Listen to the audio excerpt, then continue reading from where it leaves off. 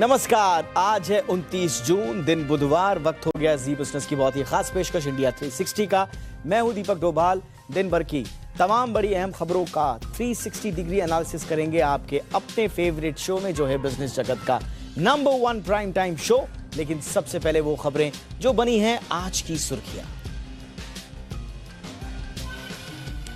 महाराष्ट्र में कल floor test होगा या नहीं, सुप्रीम कोर्ट में जारी है सुनवाई। सूत्रों के हवाले से खबर, फैसला खिलाफ गया तो फ्लोर टेस्ट से पहले ही इस्तीफा दे सकते हैं उद्धव। काउंसिल ने प्री पैकेज्ड और लेबल वाले आटे पर लगाया 5% जीएसटी। ऑनलाइन गेमिंग पर नहीं हुआ फैसला। इंडिया 360 में बताएंगे कि जीएसटी काउंसिल की बैठक के बाद क्या सस्ता हुआ और क्या महंगा।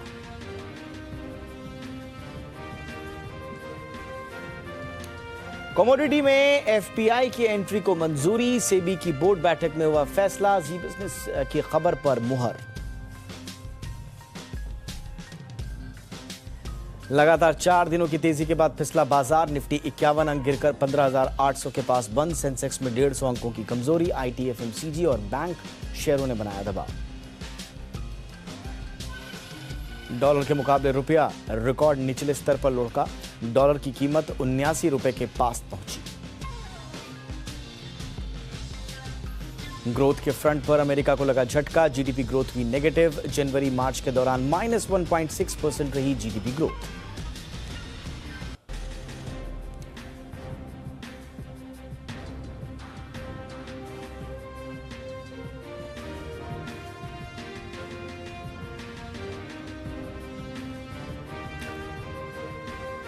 तो ये थी हेडलाइंस। अब जरा सुबह से लेकर शाम तक क्या हुआ ये भी दिखाते हैं, लेकिन सबसे पहले महाराष्ट्र की राजनीति से जुड़ी हुई खबर।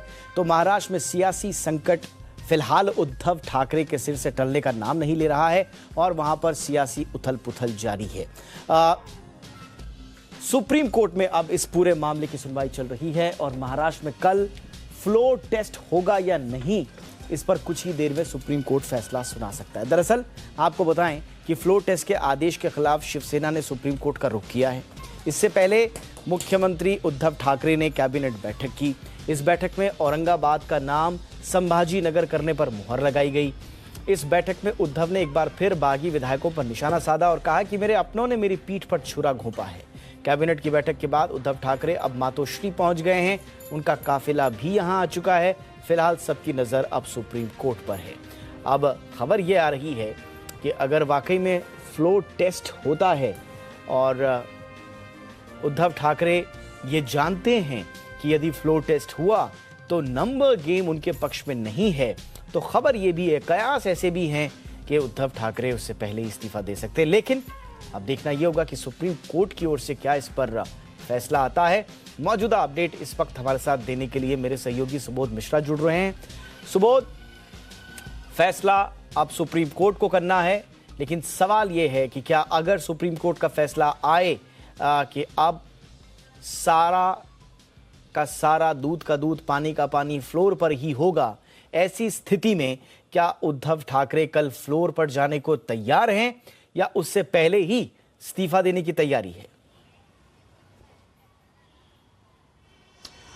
जी बिल्कुल दीपक, अगर सुप्रीम कोर्ट ने फ्लोर टेस्ट की बात कही तो निश्चित तौर पर शिवसेना, खासतौर से अगर उद्धव ठाकरे की बात करें तो जो सूत्रों से अपनी बात हुई है, कुछ वरिष्ठ यहाँ पे नेता थे, उनसे भी बात हुई है, तो पॉसिबल है कि उद्धव ठाकरे जो स्पीच होती है, जैसे ही सेशन जो है स्पेशल सेशन शुरू होगा, स्पीच देने के बाद वो इस्तीफा दे सकते हैं फ्लोर टेस्ट से पहले। क्योंकि सबसे बड़ी बात है कि कहीं ना कहीं जो इमोशंस हैं, जिन इमोशंस को लेकर उन्होंने बागी विधायकों से संपर्क साधने की कोशिश की, वो इमोशंस वो और अपनी बातें वो इस स्पीच में रखना चाहेंगे और वो उसे अपने जो रिकॉर्ड है उसमें भी दर्ज कराना चाहेंगे। उसके बाद, क्योंकि ये बात उनको भी पता है अच्छे से, क्योंकि आज जब वो कैबिनेट बैठक थी उसमें भी उन्होंने जो उनकी जो बॉडी लैंग्वेज थी और जो उनकी जो स्पीच थी, जो उन्होंने संबोधन किया, उसमें साफ तौर पे उन्होंने कहा कि मेरा मन तो था कि मैं 5 साल तक यहाँ शासन करूं, महाराष्ट्र की जनता के लिए सेवा करूं, लेकिन मेरे अपनों ने ही मुझे धोखा दिया और मैं 2.5 साल तक ही ये कर पाया। इट मीन्स यही होता है कि कहीं ना कहीं वो ये बात मान चुके हैं कि अगर फ्लोर टेस्ट हुआ, क्योंकि जो जादुई आंकड़ा है 144 का, वहाँ वो कहीं भी नहीं पहुँचते हैं बागी विधायकों के उनसे अलग होने के बाद। तो वो ये बात तो अच्छे से समझते हैं कि आगे अगर फ्लोर टेस्ट होता है तो वो नहीं जीत पाएंगे, लेकिन हाँ, अपनी जो आखिरी जो कोशिश है लोगों तक संपर्क साधने की, क्योंकि इस पे दीपक ये बात बहुत ध्यान देने वाली बात है कि कुछ ही समय बाद बीएमसी का इलेक्शन है जो शिवसेना के लिए बहुत मायने रखता है।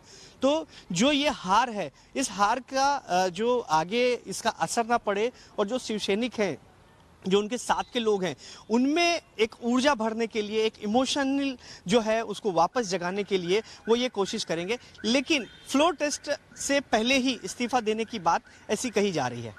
बिल्कुल, और आखिरी लम्हों में जो आनंद फानंद फैसले लिए जा रहे हैं, जिस पर राज्यपाल भगत सिंह कोश्यारी ने भी संज्ञान लिया, सरकार को नोटिस भी भेजा, भाई आप आखिरी मोमेंट्स में कौन से फैसले ले रहे हैं।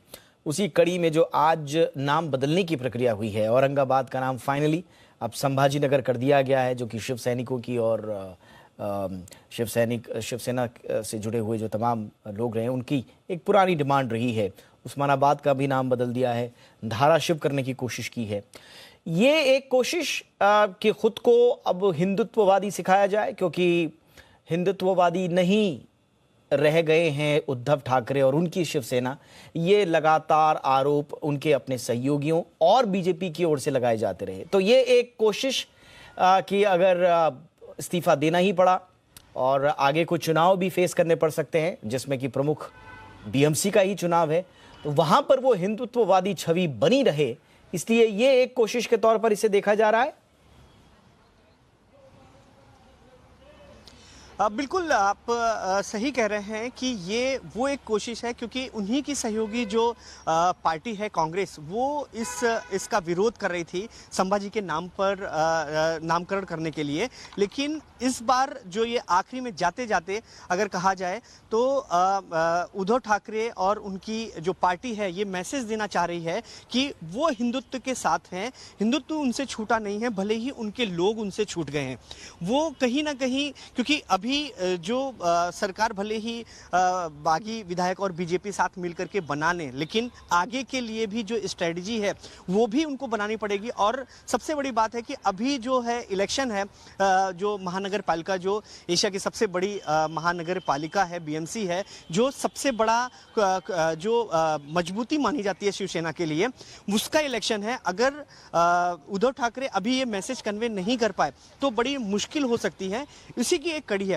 इसके अलावा मैं बता दूं कि बार बार इस बात को ये बोला जा रहा है, और कांग्रेस ने भी, क्योंकि ये उम्मीद की जा रही थी, कल भी कैबिनेट बैठक थी, कैबिनेट में जब कल बताया गया था कि नामकरण के पास होगा आज, तो ये उम्मीद की जा रही थी कि कांग्रेस इसका विरोध करे। ये भी अपने आप में देखने वाली बात है कि किसी जो साथ के सहयोगी दल हैं उनमें से किसी ने भी इसका विरोध नहीं किया, जबकि पहले किया जा रहा था, और इसको आसानी से जो पास कर दिया गया। क्योंकि आने वाले समय में अगर दूसरी पार्टी बनाती है और वो तुरंत अगर ये नामकरण कर देती तो कहीं ना कहीं उद्धव ठाकरे के ऊपर इस बात को लेकर के सवाल खड़ा हो सकता था कि उनके रहते हुए ये काम नहीं हुआ। तो बिल्कुल आप सही बोल रहे हैं कि हिंदुत्व का जो हिंदुत्व की जो बात है और वो लाइन जो है वो उद्धव ठाकरे या शिवसेना, जो उनकी शिवसेना है अगर बोला जाए, तो वो छोड़ना नहीं चाहते हैं, और वो लाइन जो है वो बागी विधायकों को उसका फायदा उठाएं, ये वो नहीं चाहते हैं। जी चलिए, तो फिलहाल अब सबकी नजरें हैं सुप्रीम कोर्ट के फैसले की ओर। हालांकि माना कयास यही लगाए जा रहे हैं कि अगर सुप्रीम कोर्ट का फैसला यही आता है कि फ्लोर टेस्ट ही होगा, फ्लोर पर ही दूध का दूध पानी का पानी होगा, तो माना ये जा रहा है, अभी कयास है कि उससे पहले ही उद्धव ठाकरे इस्तीफा दे सकते हैं। आज उन्होंने अपने संबोधन में सबका धन्यवाद भी कहा। उन्होंने कहा, जैसा कि सुबोध बता रहे हैं, कि मैं तो चाहता था कि 5 साल, तो उनका जो बॉडी लैंग्वेज है, जो भाषा शैली है और शब्दों का चयन है, वो कुछ इस बात की ओर इशारा कर रहा है कि उद्धव ठाकरे फ्लोर टेस्ट की स्थिति में उससे पहले ही इस्तीफा दे सकते हैं। बहरहाल बहुत बहुत शुक्रिया, आप नजर बनाए रखें सुबोध, आगे भी आपसे अपडेट लेते रहेंगे। अब जरा फटाफट देख लेते हैं कि सुबह से लेकर शाम तक क्या क्या हो रहा था। तो आज सुबह जैसे ही हर टेलीविजन चैनल्स के स्क्रीन खुले, कन्हैया हत्याकांड की खबरें सुर्खियां में रहीं। आज केंद्रीय गृह मंत्रालय ने उदयपुर हत्याकांड मामले की जांच एनआईए को सौंप दी है। गृह मंत्रालय ने एनआईए को निर्देश दिया है कि इस हत्या के पीछे विदेशी लिंक समेत गहरी साजिश का पता लगाया जाए। गृह मंत्री अमित शाह के ऑफिस ने ट्वीट करके जानकारी दी है कि एनआईए को पूरे मामले की जांच करने को कहा गया है। इस केस में किसी संगठन और अंतर्राष्ट्रीय भूमिका की भी गहन जांच पड़ताल की जाएगी। शुरुआती जांच के दौरान यह शक जाहिर किया गया है कि इस हत्याकांड के पीछे गहरी साजिश और विदेशी लिंक हो सकता है। इधर कन्हैयालाल के परिजनों ने पुलिस पर बड़ा आरोप लगाया है। परिजनों का आरोप है कि अगर पुलिस समय रहते उनकी शिकायत पर कार्रवाई करती तो कन्हैया की हत्या नहीं होती। नुपुर शर्मा के समर्थन में पोस्ट के बाद से ही कन्हैयालाल को धमकियां मिल रही थी। कन्हैयालाल को आशंका थी कि उनकी हत्या हो सकती है। 15 जून को उन्होंने उदयपुर के धान मंडी थाने में शिकायत भी दर्ज कराई थी। 6 दिन तक उन्होंने दुकान भी नहीं खोली। उधर पुलिस का दावा है कि दोनों पक्षों के बीच बातचीत के बाद सहमति बन गई थी। हालांकि कल दो लोगों ने मिलकर कन्हैयालाल की निर्मम हत्या कर दी। इस मामले में जो थाना इंचार्ज वहां पर थे उनको फिलहाल निलंबित भी कर दिया गया है। वहीं महाराष्ट्र की राजनीति में जो भी भूचाल मचा हुआ है उसकी खबरें तो दिन भर रही ही। आज सुबह खबरों के मुताबिक जब महाराष्ट्र में उद्धव ठाकरे कैबिनेट की बैठक का पता चला तो उसके बाद आज बड़े फैसले लेने की खबरें भी छाई रहीं। कैबिनेट ने आज, जैसा कि हम चर्चा भी कर रहे थे, कि औरंगाबाद का नाम बदलने को मंजूरी दे दी। कैबिनेट ने औरंगाबाद का नाम बदलकर संभाजी नगर कर दिया है। साथ ही उस्मानाबाद का नाम भी धाराशिव करने का फैसला किया है। नवी मुंबई में बन रहे एयरपोर्ट का नाम भी बदलकर सरकार ने DB पाटिल एयरपोर्ट कर दिया है। कैबिनेट की बैठक के दौरान उद्धव ठाकरे भावुक भी नजर आए। बैठक में उद्धव ठाकरे ने कहा कि उन्हें अपने लोगों ने ही धोखा दिया है।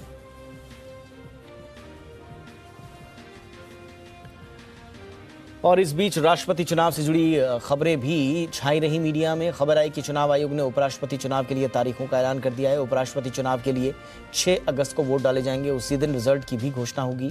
मौजूदा उपराष्ट्रपति M वेंकैया नायडू का कार्यकाल 11 अगस्त को खत्म हो रहा है। उपराष्ट्रपति चुनाव के लिए 5 जुलाई को नोटिफिकेशन जारी किया जाएगा। नॉमिनेशन की आखिरी तारीख 19 जुलाई होगी। 20 जुलाई को उम्मीदवारों की स्क्रूटनी होगी। उम्मीदवारी वापसी लेने की आखिरी तारीख होगी 22 जुलाई। इसी बीच बिहार से खबर आई कि AIMIM प्रमुख असदुद्दीन ओवैसी को RJD ने बड़ा झटका दे दिया है। बिहार में AIMIM के 5 में से 4 विधायक RJD में शामिल हो गए हैं। ओवैसी के 4 विधायकों को मिलाकर अब RJD के पास 80 विधायक हो गए हैं। पहले RJD के पास 76 थे। बिहार में नेता प्रतिपक्ष तेजस्वी यादव आज खुद गाड़ी चलाकर AIMIM के दफ्तर के जो 4 विधायक हैं उनको लेकर विधानसभा अध्यक्ष विजय सिन्हा के चैम्बर में गए।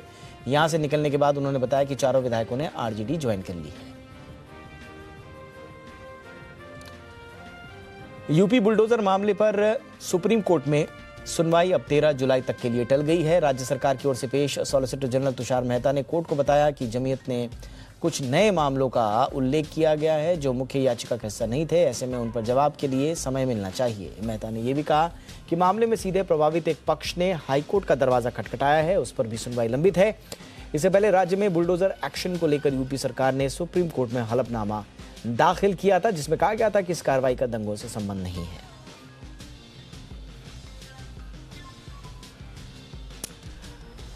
वरिष्ठ वकील के वेणुगोपाल 3 महीने और अटॉर्नी जनरल बने रहेंगे। उनका कार्यकाल 30 जून को समाप्त हो रहा है। न्यूज एजेंसी PTI के मुताबिक केंद्र सरकार ने अटॉर्नी जनरल बने रहने के लिए वेणुगोपाल से अनुरोध किया था, जिसे उन्होंने स्वीकार कर लिया है। पिछले साल भी वेणुगोपाल का कार्यकाल 1 वर्ष के लिए बढ़ाया गया था। वेणुगोपाल को जुलाई 2017 में अटॉर्नी जनरल के रूप में नियुक्त किया गया था।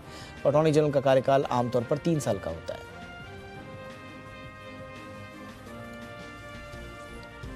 अमरनाथ यात्रा के लिए आज श्रद्धालुओं का पहला जत्था रवाना हो गया है। जम्मू कश्मीर के उपराज्यपाल मनोज सिन्हा ने जम्मू से श्रद्धालुओं के पहले जत्थे को रवाना किया। कोरोना संक्रमण की वजह से 2 साल से अमरनाथ यात्रा बंद थी। इस बार यात्रा को लेकर केंद्र सरकार ने सुरक्षा के पुख्ते इंतजाम किए हैं।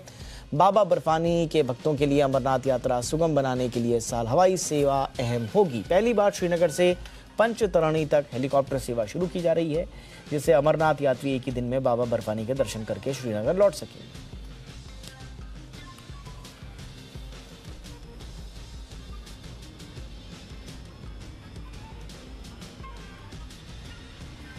और अब हमारी कवर स्टोरी।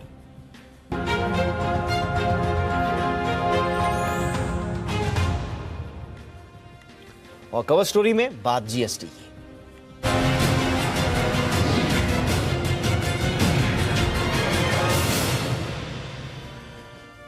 तो ये स्पेशल सीरीज हम चला रहे हैं, जीएसटी को 5 साल होने जा रहे हैं। कितना सिंपल, कितना गुड।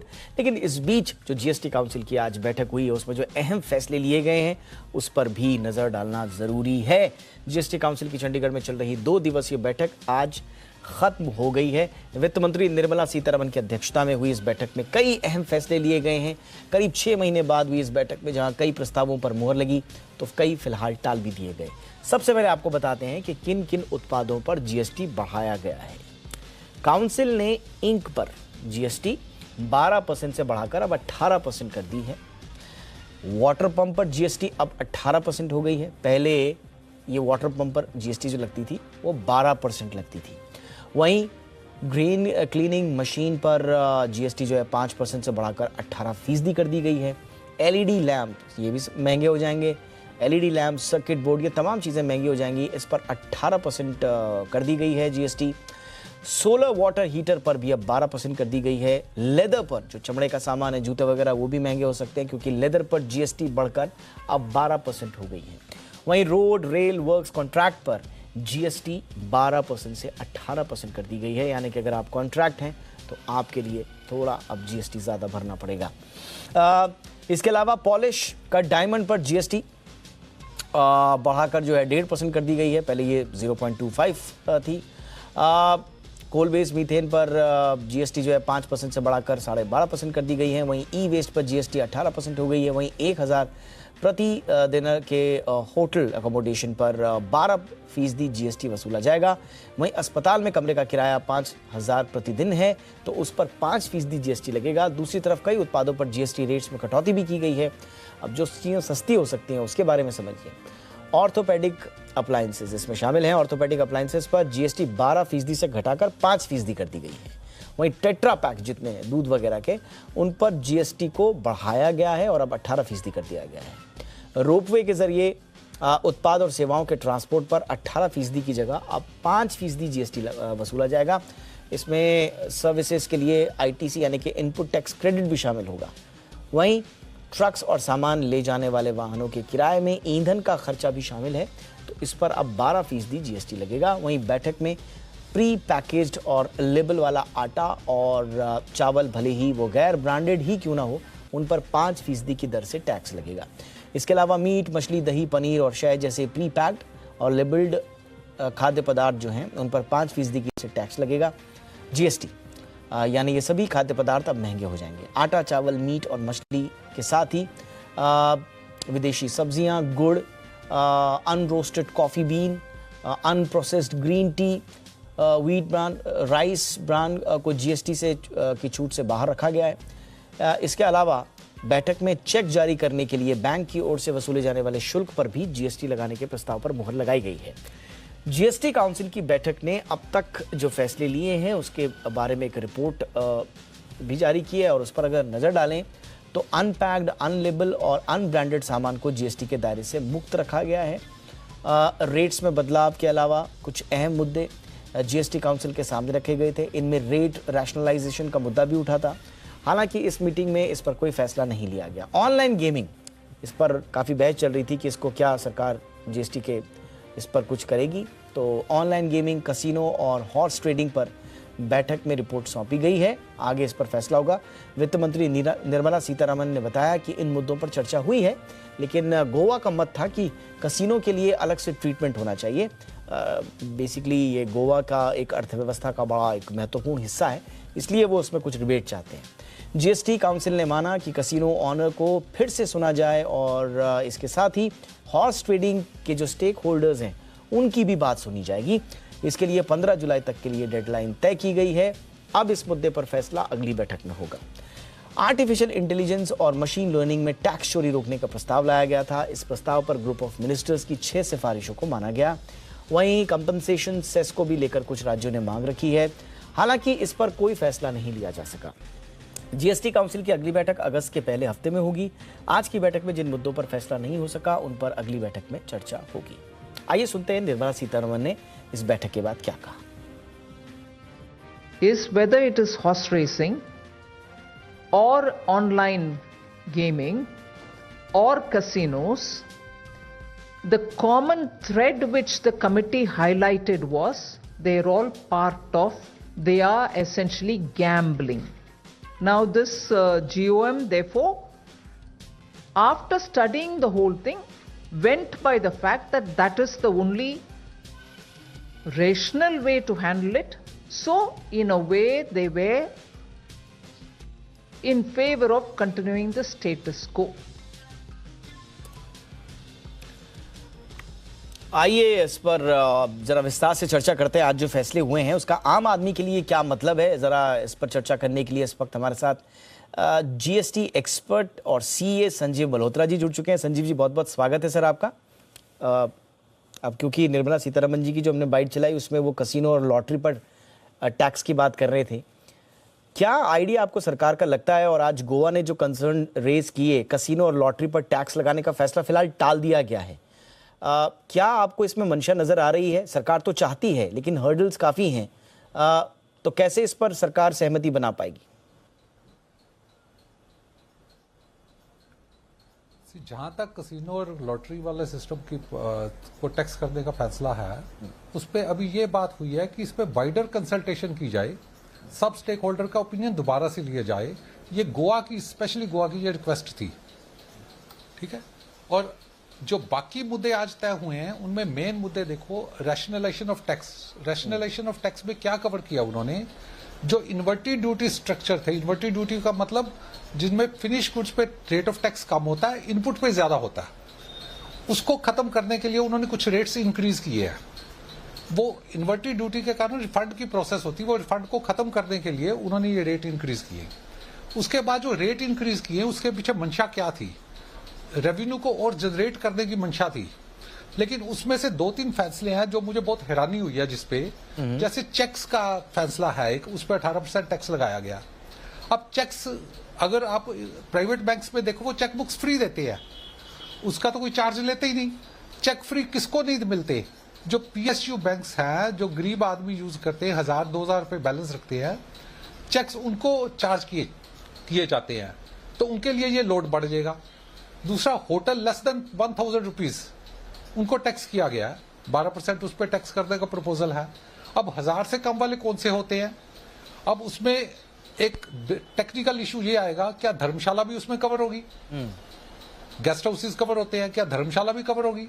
पहले इसलिए चर्चा में नहीं आते थे क्योंकि धर्मशाला वगैरह या गेस्ट हाउसेस सब 1000 रुपए से नीचे थे। अब वो 1000 रुपए से नीचे वालों पे भी टैक्स लगेगा, वो भी कवर होनी शुरू हो जाएंगी। ये एक टेक्निकल इशू आ जाएगा। ऐसी बहुत सारे हैं जो कि आम आदमी यूज करते थे, उन चीजों को टैक्स किया गया, गवर्नमेंट की सर्विसेज को टैक्स किया गया, उससे इन्फ्लेशनरी इफेक्ट आएगा। ये चीजें महंगी होगी, इन्फ्लेशन का इफेक्ट आएगा।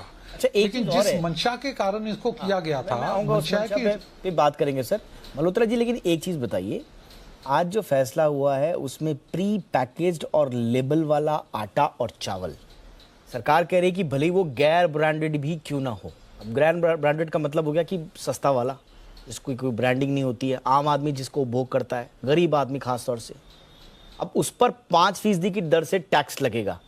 तो ये जरा समझाइए कि ये कौन सा आटा और कौन से चावल पे अब टैक्स देना पड़ेगा? ऐसा है कि जो एक लूज चावल या आटा या दालें आपको मिलती हैं, हाँ, और जो आपको प्री पैकेज्ड मिलती, दोनों के रेट में बहुत फर्क होता है। सरकार या एक साधारणता आदमी भी समझता है, जब कोई चीज पैकेज्ड हो जाती है उसकी वैल्यू बढ़ जाती है, उस पर प्रॉफिट एलिमेंट बढ़ जाता है। एक साधारण आदमी, गरीब आदमी कभी पैकेज्ड माल नहीं लेता। पैकेज्ड माल मिडिल क्लास या हायर इनकम ग्रुप वाला लेता है। जो खुली दालें बोरी में आती हैं और एक कप किलो तुलवा के लेते हो, उस पर टैक्स नहीं लगेगा। लेकिन अगर वो किसी ब्रांड के नाम पे आती हैं, वो ब्रांड रजिस्टर्ड है या नहीं है, लेकिन पैकेज्ड है, तो उसकी वैल्यूएशन भी डिफरेंट हो जाती है। उन आइटम को टैक्स करने के लिए प्रावधान दिया गया है। पहले ब्रांडेड की बात थी, अब उन्होंने ब्रांडेड का नाम चेंज करके प्री पैकेज्ड कर दिया। ये चीज की गई है। अच्छा, यानी कि अगर कोई आदमी एक परचून की दुकान पे जाता है और वो लूज यानी कि खुला चावल लेता है, 1 किलो, 2 किलो, 1.5 किलो, पाव भर, उस पर उसको जीएसटी नहीं देना है। लेकिन अगर वही चीज हाँ, और नहीं देना है, और अगर वो पैकेज्ड होगी, और पैकेज में मैं ये नहीं कह रहा हूँ कि कोई ब्रांडेड होंगे, जैसे कि मल्होत्रा जी बता रहे हैं कि पैकेज यानी कि ब्रांडेड जो होंगे उन पे तो 5% लगेगा ही, लेकिन अगर कोई ब्रांड नहीं भी है, कोई जाना माना नहीं है, लेकिन उसने वो पैक्ड है, वो आप अगर लेना चाहें तो उस पर आपको जीएसटी भरना पड़ेगा। यही मतलब है मल्होत्रा जी? हाँ जी, अब उन्होंने वर्ड यूज किया pre packaged and labelled. Label लगा हुआ है और उस पे जो पैकेजिंग के रूल्स हैं, एमआरपी लिखना, एक्सपायरी डेट लिखनी, वो सब कुछ अगर किया हुआ है काम, ओके ठीक है, तो उसके केस में ये 5% टैक्स लगेगा। ओके। अच्छा, अब ये बताइए, बजट जो होटल्स होते हैं उसमें भी रहना महंगा हो जाएगा? उसमें भी उन्होंने किया है कि 1000 रुपए प्रतिदिन से कम का होटल का कमरा है, उस पर भी 12% की दर से टैक्स लगेगा बजट होटल में। सर, पहले 1000 से लेके 7,500 रुपए की दर वाले जो होटल थे, अच्छा, उन पे 12% टैक्स पहले से लगता आ रहा है। जो 1000 रुपए से नीचे वाले थे वो एग्जम्प्ट थे, उस पे टैक्स नहीं लगता। लेकिन अब इन्होंने कह दिया 1000 से कम वाले पे भी टैक्स लगेगा। तो जो बहुत छोटे होटल हैं, जिसका आप 400 रुपए दिन का किराया, 500 रुपए किराया, 600 रुपए किराया है, उन पे भी अब टैक्स लगा करेगा 12% के रेट से। ठीक है, ये नया चेंज आया है। तो वो किस पे अफेक्ट करेगा? जो गरीब आदमी, एक साधारण आदमी होटल यूज करता था, उस पे भी टैक्स लगना शुरू हो जाएगा। यही तो आपने जब कहा था ना कि इसके इन्फ्लेशनरी इम्पैक्ट होंगे, इसीलिए मैंने आपको टोका था उस समय।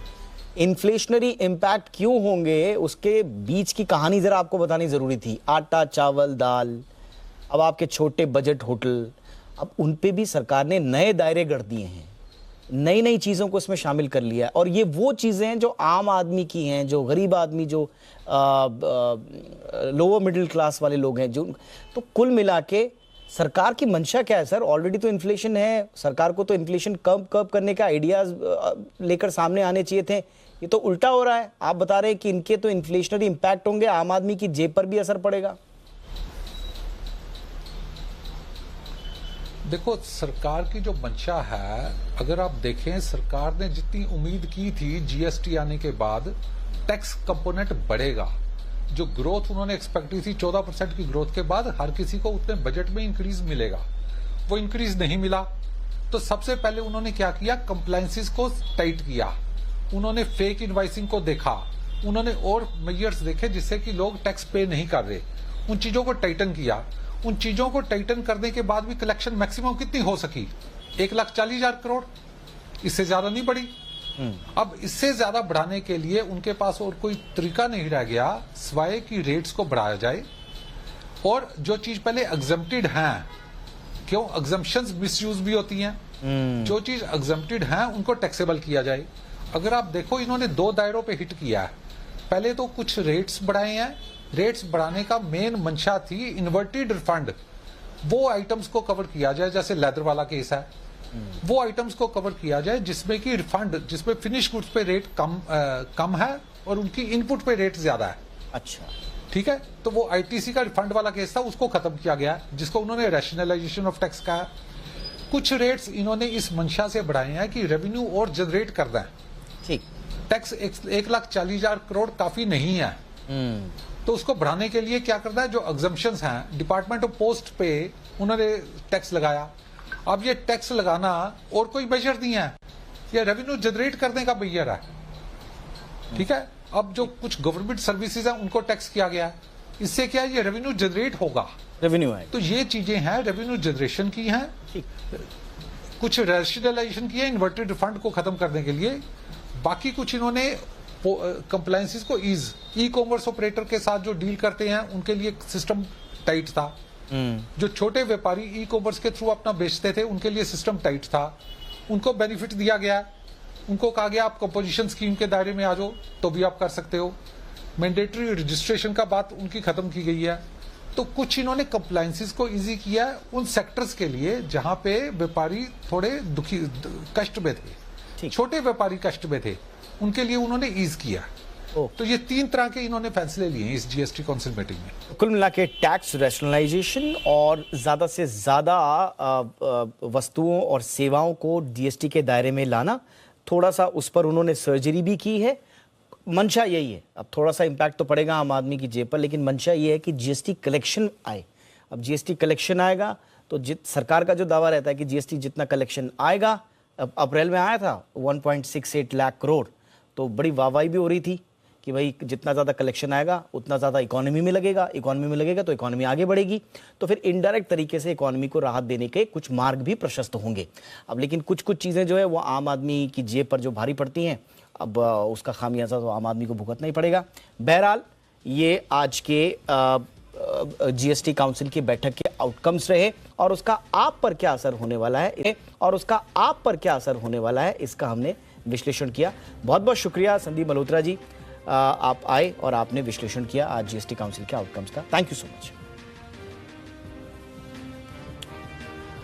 आइए कुछ और खबरों का करते हैं रुख, और जीएसटी काउंसिल के फैसलों पर सीबीआईसी चेयरमैन विवेक जौहरी से भी हमने खास बातचीत की है। देखिए हमारे संवाददाता तरुण शर्मा की यह खास बातचीत विवेक जौहरी से। कुछ ऐसे प्रोडक्ट्स पे भी जीएसटी को बढ़ाया गया जैसे अनब्रांडेड लेकिन पैकेज फूड, उससे अपोजिशन पार्टीज या जो जीएसटी काउंसिल के कुछ नेता थे उन्होंने कहा कि इन्फ्लेशन बढ़ सकता है, तो इस पे आपकी क्या राय है, क्या और इसका रैशनल क्या था सर ऐसे प्रोडक्ट्स पे ड्यूटी को बढ़ाने? रैशनल इसमें यह था कि पहले अभी तक ब्रांडेड और अनब्रांडेड का डिस्टिंक्शन था जीएसटी लॉ में, और जो अनब्रांडेड प्रोडक्ट्स हैं वो एग्जेम्प्टेड थे और जो ब्रांडेड प्रोडक्ट्स हैं उन पे टैक्स लगता था। हमने ये पाया कि ब्रांडेड और अनब्रांडेड का अंतर करना फील्ड फॉर्मेशंस को करने में कई बार दिक्कत आती है, और ये सवाल उठते हैं कि किसको हम ब्रांडेड माने, जो बहुत वेल नोन ब्रांड है, जो रजिस्टर्ड ब्रांड है उसको ही ब्रांडेड माने, या कोई भी नाम लिखा हुआ हो किसी प्रोडक्ट पर उसको हम ब्रांड मान लें। तो ये सब दिक्कतें आ रही थी। इनको देखते हुए इस पर फिटमेंट ने और जीओएम ने विचार किया और उन्होंने ये सुझाव दिया कि बजाय ब्रांडेड और अनब्रांडेड का अंतर रखने के, हम अगर लेबलिंग पर जाएं और पैकेजिंग पर जाएं तो कोई भी पैकेज प्रोडक्ट जो लेबल्ड हो कंज्यूमर के पॉइंट ऑफ व्यू से, उस पर हम टैक्स लगाएं तो वो टैक्स लगाना ज़्यादा आसान रहेगा। तो क्योंकि ब्रांडेड प्रोडक्ट्स पर ऑलरेडी टैक्स लग रहा है, इसलिए मुझे नहीं लगता कि इससे इन्फ्लेशन पे बहुत ज़्यादा फर्क पड़ेगा। यार जीएसटी को लागू हुए 1 जुलाई को 5 साल पूरे होने वाले हैं, और इन 5 सालों में उत्पादों पर जीएसटी रेट तो बदलते रहे, लेकिन एक चीज जो नहीं बदली वो है जीएसटी नेटवर्क में आने वाली दिक्कतें। ट्रेडर्स आज भी सिस्टम में ग्लिच आने की शिकायतें करते हैं, तो वहीं सीएज इसमें बार बार होने वाले संशोधनों से परेशान हैं। May I request the Honorable Rashtrapati ji and the Prime Minister press the button and officially launch the GST.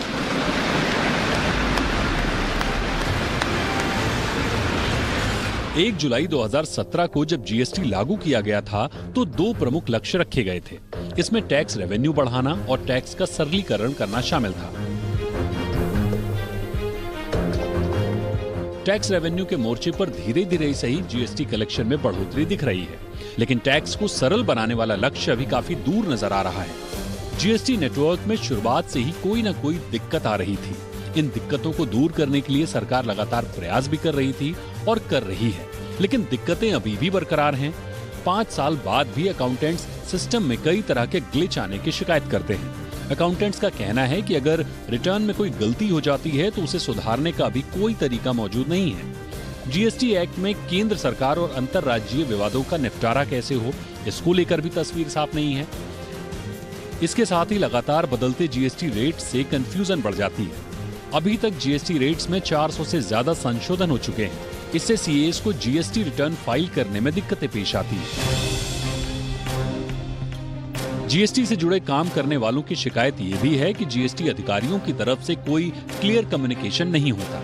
उनका कहना है कि कई बार नोटिफिकेशन जारी किए जाते हैं, लेकिन इनको टैक्स पेयर तक पहुंचाने के लिए कम्युनिकेशन का सिंगल मैकेनिज्म नहीं है। इनकी शिकायत ये भी है कि जीएसटी हेल्प डेस्क उनका काम आसान बनाने के बजाय मुश्किल कर देती है।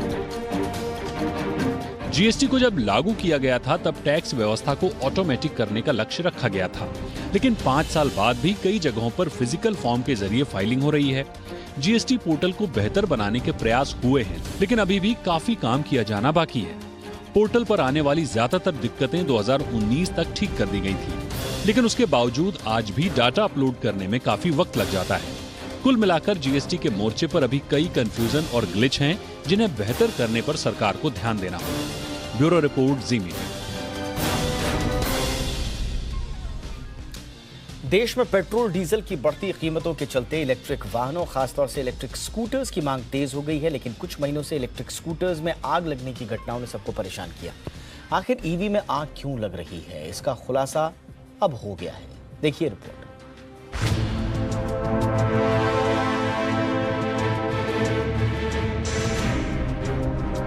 पिछले दिनों ओकिनावा, प्योर और ओला के अलावा दूसरी कंपनियों के इलेक्ट्रिक स्कूटर्स में आग लगने की घटनाओं ने इलेक्ट्रिक स्कूटर्स के भविष्य पर सवाल लगा दिया था। सरकार भी एक्शन मोड में आई और मामले में एक जांच कमेटी बिठा दी, जिसकी शुरुआती रिपोर्ट सामने आ चुकी है। जांच में बैटरी सेल और डिजाइन में गंभीर खामियां पाई गई हैं। रिपोर्ट में साफ कहा गया है कि ईवी कंपनियों के पास ऐसा कोई उपाय नहीं है जिससे ओवरहीटेड बैटरी की समस्या को दूर किया जा सके। यही वजह है कि अधिकतर ईवी स्कूटर्स में आग लगने की वजह ओवरहीटेड बैटरी रही है। जांच रिपोर्ट में पाया गया है कि इलेक्ट्रिक टू व्हीलर कंपनियां लागत में कटौती के लिए इलेक्ट्रिक स्कूटर्स में घटिया क्वालिटी के प्रोडक्ट का इस्तेमाल कर रही है। रिपोर्ट के मुताबिक बैटरी मैनेजमेंट सिस्टम यानी BMS के तहत बैटरी के फेल्ड सेल को पहचानने के लिए कंपनियों के पास कोई मैकेनिज्म नहीं है, जबकि इलेक्ट्रिक स्कूटर्स में एक इंटेलिजेंट बैटरी मैनेजमेंट सिस्टम होना चाहिए जो मॉनिटर पर दिखाई दे और पता चल सके कि बैटरी ओवरचार्ज और ओवरहीटेड तो नहीं हो गई। इसके अलावा बैटरी की पैकिंग पर भी जांच रिपोर्ट में सवाल उठाए गए हैं। रिपोर्ट में कहा गया है कि automotive research association of India ने बैटरी की पैकिंग को लेकर एक सेफ्टी मानक तय किया हुआ है, लेकिन ये कंपनियां तय सुरक्षा मानकों को अपनाए बगैर बैटरी का सैंपल कैसे पास करा लेती हैं, ये भी बड़ा सवाल है।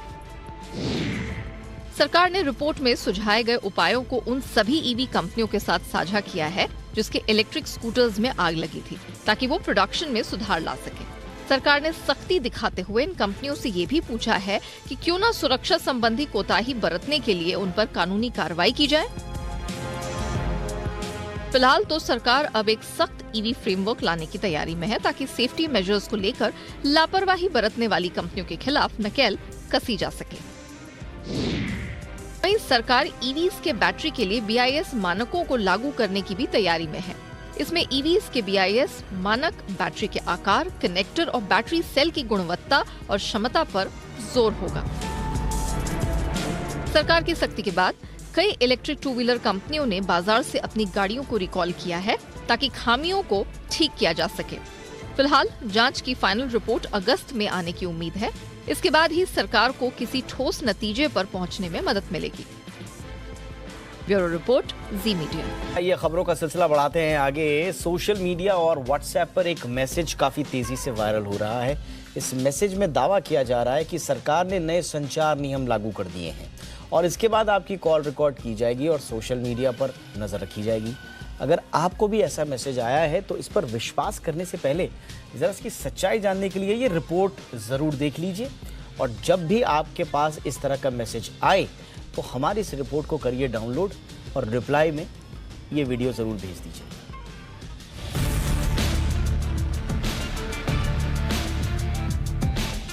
सरकार और सरकारी नीतियों के बहाने फर्जी मैसेजेस भेजना अब आम हो गया है। इन मैसेजेस को अगर आपने थोड़ा ध्यान से नहीं देखा तो असली और फर्जी में फर्क करना बड़ा मुश्किल हो जाता है। एक ऐसा ही मैसेज वायरल हो रहा है जिसमें बताया जा रहा है कि सरकार कल से नए संचार नियम लागू करने वाली है।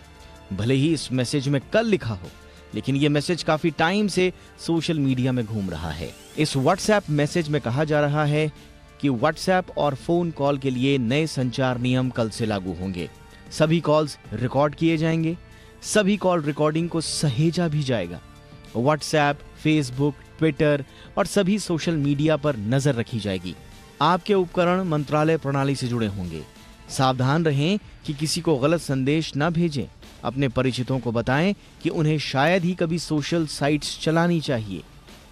यही नहीं, इस मैसेज में यह भी लिखा गया है कि राजनीति या मौजूदा स्थिति पर सरकार या प्रधानमंत्री के पास कोई भी पोस्ट या वीडियो न भेजें। वर्तमान में किसी भी राजनीतिक या धार्मिक मुद्दे पर संदेश लिखना या भेजना अपराध है। ऐसा करने पर बिना वारंट के गिरफ्तारी हो सकती है। पुलिस नोटिफिकेशन जारी करेगी, फिर साइबर क्राइम, फिर कार्रवाई होगी। सावधान रहें, कृपया इसे साझा करें। लंबे समय से वायरल हो रहे इस मैसेज में अब एक और कड़ी जोड़ी गई है। एक और मैसेज वायरल हो रहा है। इस मैसेज में बताया गया है कि कैसे व्हाट्सएप पर दिखने वाली ब्लू टिक आपको बताएगी कि आपके खिलाफ पुलिस ने एक्शन शुरू कर दिया है या नहीं। ग्रुप मेंबर्स को व्हाट्सएप के बारे में जरूरी जानकारी के हेडलाइन के साथ जारी इस मैसेज में कहा जा रहा है कि व्हाट्सएप पर एक टिक आया तो मतलब संदेश भेजा गया, 2 नीले टिक दिखे तो संदेश पहुंच गया है, 3 नीली टिक दिखे तो समझ लीजिए कि सरकार ने मैसेज पर संज्ञान ले लिया है। 2 नीले और 1 लाल टिक दिखने का मतलब है कि सरकार आपके खिलाफ कार्रवाई कर सकती है। 1 नीली और 2 लाल टिक का मतलब है कि सरकार जांच कर रही है, और 3 लाल टिक दिखे तो मतलब है कि जल्द आपको समन भेजा जाएगा। व्हाट्सएप पर आने वाले इन दोनों ही मैसेजेस पर सरकार ने तस्वीर साफ की है। पीआईबी फैक्ट चेक ने इन दोनों मैसेजेस को फर्जी बताया है। पीआईबी फैक्ट चेक ने कहा है कि केंद्र सरकार की तरफ से इस तरह के कोई नियम लागू नहीं किए गए हैं, इसलिए आपको ऐसे किसी भी मैसेज पर भरोसा नहीं करना चाहिए। दरअसल इंटरनेट युग में इंफॉर्मेशन आपसे सिर्फ एक क्लिक दूर है। व्हाट्सएप, फेसबुक हो चाहे ऑनलाइन वेबसाइट्स, हर चीज आपकी उंगलियों पर मौजूद है। हर चीज बस एक क्लिक दूर है। ऐसे में भले ही इंफॉर्मेशन आपको आसानी से मिले, लेकिन उसकी जांच पड़ताल किए बिना उस पर विश्वास न करें और किसी को भी ऐसे मैसेजेस फॉरवर्ड करने से बचें। Bureau report, Zee media.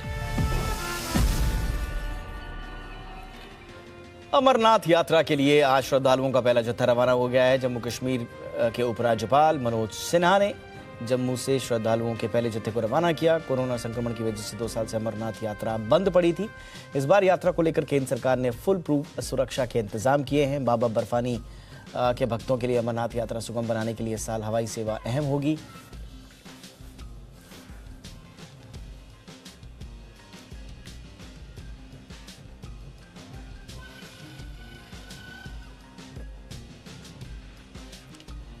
देश के पूर्वोत्तर हिस्से, खासतौर से असम में आई बाढ़ ने 50 लाख से ज्यादा लोगों को प्रभावित किया है। बिहार के कुछ जिलों में भी असम जैसी ही तस्वीरें दिखाई दे रही हैं। किशनगंज और अररिया जिलों में भारी बारिश के बाद बाढ़ आ गई। बंगाल के सिलीगुड़ी में हुई तेज बारिश के बाद कई इलाकों में पानी भर गया।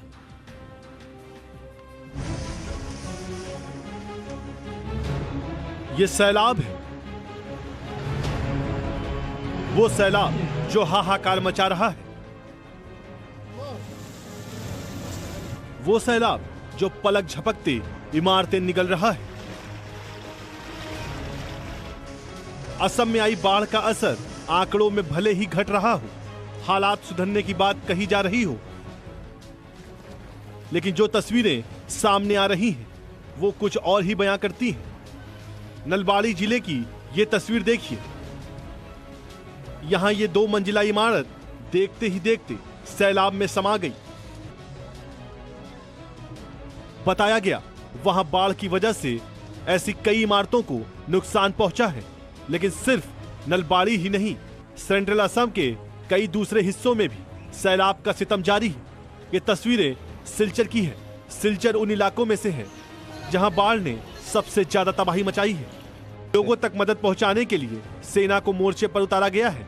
सिलचर में सेना के जवान नावों पर सवार होकर लोगों तक राहत सामग्री पहुंचा रहे हैं। सैलाब में फंसे लोगों की सेहत को देखने के लिए भी सेना की मेडिकल इकाई को तैनात किया गया है। मुख्यमंत्री हेमंत बिस्वा शर्मा ने भी हालात का जायजा लिया। भवानीपुर पहुंचे मुख्यमंत्री हेमंत बिस्वा शर्मा लोगों का हालचाल जानने के लिए घुटनों तक पानी में उतर गए। लेकिन हालात सिर्फ असम के ही खराब नहीं है। बिहार के किशनगंज और अररिया जिले की ये तस्वीर देखिए। भारी बारिश के बाद आसपास के इलाकों में बाढ़ आ गई। कई इलाकों का एक दूसरे से संपर्क भी टूट गया। जिन गांवों में सड़कें हुआ करती थी वहां अब सिर्फ पानी ही पानी नजर आ रहा है। भारी बारिश ने मंगलवार को बंगाल के भी कुछ इलाकों में लोगों को परेशान कर दिया। तस्वीरें सिलीगुड़ी की हैं, जहां तेज बारिश के बाद सड़कें और गलियों में पानी भर गया। कुछ ही देर की बारिश के बाद बारिश का पानी लोगों के घरों तक पहुंच गया। पूर्वी इलाके के साथ साथ मंगलवार को देश के पश्चिमी इलाकों में भी बारिश हुई, जिससे लोगों को चिलचिलाती धूप और भीषण गर्मी से राहत मिली। लेकिन पश्चिमी हिस्सों के राज्यों में ये बारिश राहत की बजाय आफत बन गई है। Bureau report, Zee media. जलवायु परिवर्तन एक ऐसा मुद्दा है जिस पर बात करने के लिए बार बार किसी मौके का इंतजार किया जाता है, लेकिन दुनिया भर में मौसम के हालात बता रहे हैं कि इस पर हर दिन काम किए जाने की जरूरत है, क्योंकि दुनिया का एक हिस्सा जबरदस्त गर्मी से परेशान है तो दूसरे हिस्से में जबरदस्त और जरूरत से ज्यादा बारिश हो रही है।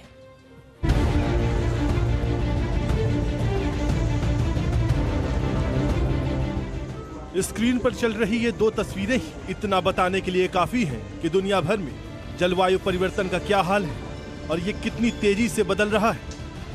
पहले बात जापान और चीन की। यहाँ लोग भयंकर गर्मी से परेशान हैं। दिन में 12 बजे से पहले ही तापमान 35 डिग्री के पार चला जा रहा है। जापान के मौसम विभाग का कहना है कि 1875 के बाद से पहली बार देश में इतनी गर्मी पड़ रही है।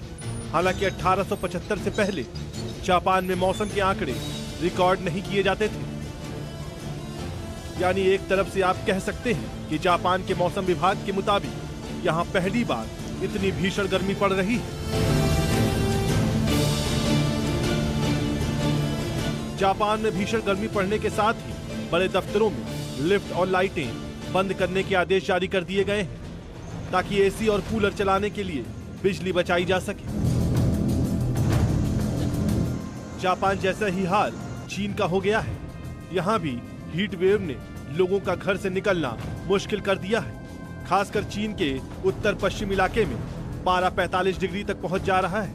यहाँ मौसम का पारा बढ़ने के बाद घरों और दफ्तरों में बिजली की मांग काफी बढ़ गई है।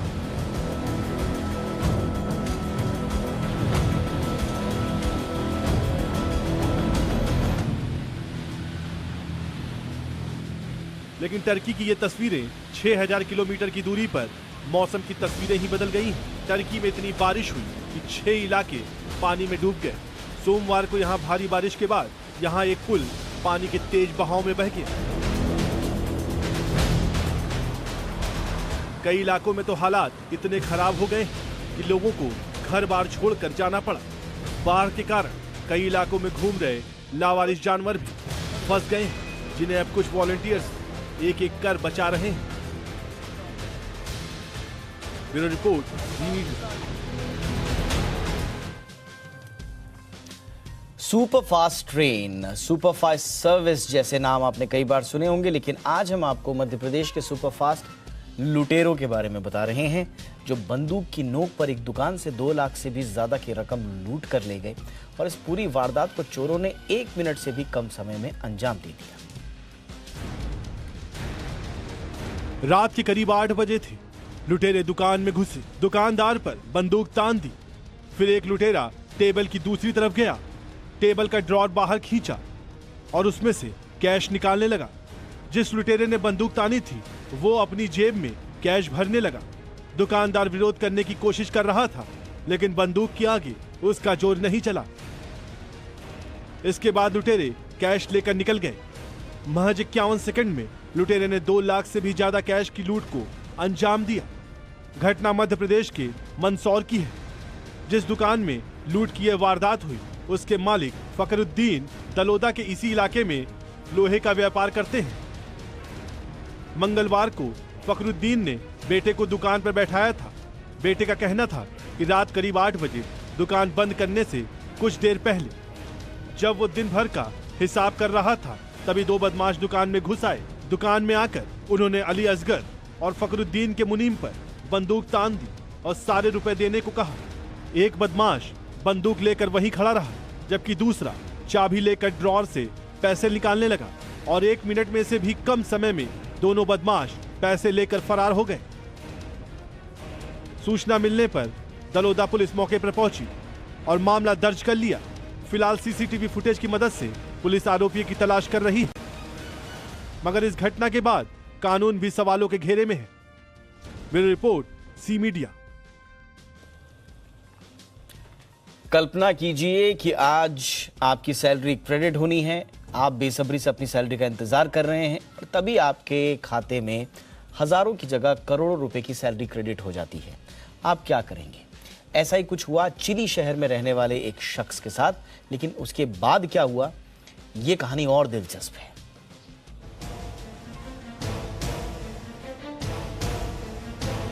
अगर आपके बैंक खाते में अचानक करोड़ों रुपए क्रेडिट हो जाएं, तो आप क्या करेंगे? ये सवाल हम इसलिए पूछ रहे हैं क्योंकि चिली की एक कंपनी ने अपने कर्मचारी को गलती से 286 महीनों की सैलरी क्रेडिट कर दी। जब कंपनी को इस बारे में पता चला तो काफी देर हो चुकी थी। कर्मचारी ने कंपनी को पैसे लौटाने से इनकार कर दिया। चिली की सबसे बड़ी कंपनियों में से एक इंडस्ट्रियल डे अलिमेंटोस में एक कर्मचारी 43,000 रुपए महीने की सैलरी पर नौकरी करता था, लेकिन मई महीने में कंपनी ने गलती से उसके खाते में 286 महीनों की सैलरी एक साथ क्रेडिट कर दी। यानी कि कर्मचारी के खाते में गलती से 1,42,00,000 रुपए ट्रांसफर हो गए। कुछ दिनों बाद मैनेजमेंट ने अपना रिकॉर्ड चेक किया, तब जाके गलती पकड़ में आई। मजेदार बात यह है कि कर्मचारी ने पहले तो कंपनी को वादा किया कि वो पैसा लौटा देगा, लेकिन इसके बाद वो लापता हो गया।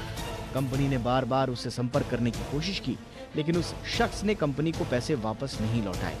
उसने कंपनी से रिजाइन कर दिया और पैसे लेकर चंपत हो गया। अब कंपनी ने इस मामले में कानूनी कदम उठाने का फैसला किया है।